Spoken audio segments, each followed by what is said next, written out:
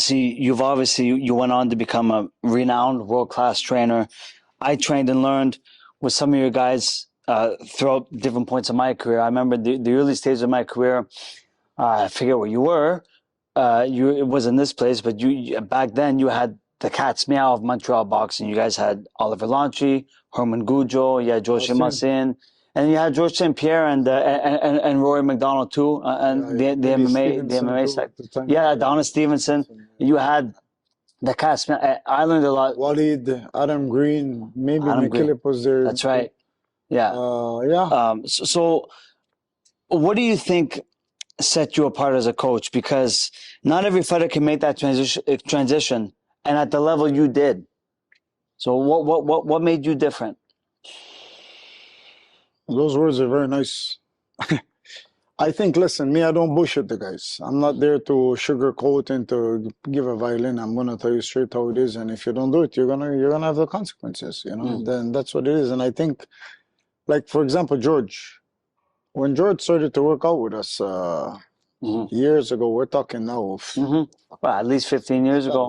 Maybe even more. It's more, 15 years, it's more. And he went in with Oliver. And Oliver was a bad little guy. I learned so much. This guy was a cracker. He hits you, man. Yeah. And he hit George so hard. After the sparring, George said to me, "You know what?"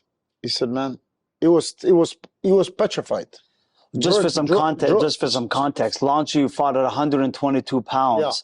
Yeah. GSP would walk around at like 200. Yeah. So he was petrified, but little by little, the guys started getting better. And I think the guys, it's not like the boxer's not there to kill him.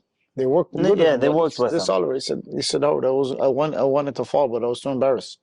You know, but the guy kept. I think honestly, I'm gonna say him. He's one of the best. He's one of the best guys we work with. Lanchi? George. I'm sorry. One of the best guys. He picked up. He's like picked up very fast. He was humble too. He was very. He was very grounded. I remember him. He still is today. Still today, he's the same guy. Yeah. And Rory was very, very impressive too. You know what I mean? But I think it's how you talk with the guys and you know the experience that you have. I mean, today there's a lot of coaches out there that they never got punched in the nose. Right. Right. They're Instagram coaches. They're paper. They do the level 1, 2, 3, 4, 5 or whatever it is. So me, I'm the guy. I'm like I like to listen to these fighters and they come with these theories, and they say this and I'm like, give me an example. Give me an example. What's one theory you hear that really well, really like this stupid thing I see with the noodles. The stupidity. What does this do? Head movement? Because everybody is doing this thing. I'm like, yeah, it's trendy. I will never do it. I never saw Emmanuel Stewart do this noodles. Speaking of Emmanuel Stewart, he's got he's one of my favorite guys to watch do mitt work because his mitt work was realistic. It was real life application in the ring. Yes, this is the thing. So now they're trying to reinvent the wheel with stupidities. And somebody's making money with these noodles. Yeah. This noodle because they're not free. So things like that, and you know, I pick their brains. You know what I mean? And at the end of the day, I tell them, listen, you're not going to win.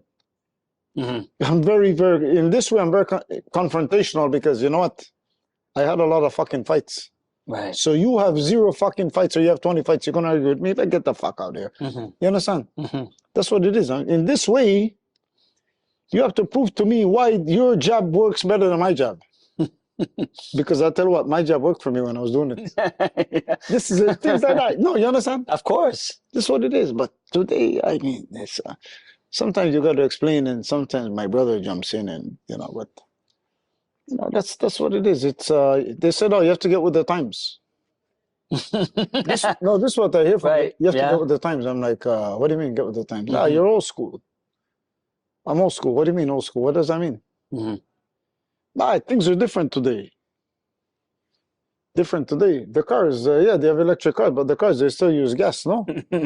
It's like from when 1900, early 1900, the cars they're using gas. So today, what's different? Oh, the technology. Yes, you're right, but it's still a car. It goes from here to there. So it's an uphill fight for the guys today because, and I think this is another reason why they've gotten soft because of what you said, social media and these Yeah. changes and these things, and Mhm. you need to talk to somebody. Somebody you're gonna be seen as a psycholog. This is what they use it. What is psychologist? Psychologist. The trainer used to assume all those roles before. He was a trainer, father figure, psychologist. Now there's a. How many people you're gonna talk to when you go in the ring? Where are they? Who's in the corner with you? When you're gonna go to war? Where are these people? What are they gonna tell you? Oh no, you know what? Take it easy. No, you're in war. There's no taking it easy here. Right. You know, so these are the things I try to talk with these guys. Yeah, but where's this person? What? What's he gonna tell you? Oh no. Listen, Tony, today you have to eat peas. Tomorrow rice. Make sure you weigh the thing 8 grams. Where you going with this thing? No, you understand? Yeah. Like, I personally, me myself, Mm-hmm. I don't believe in this shit. Mm-hmm. But they tell me, it works. I said, listen, it works for you, but for me, this never.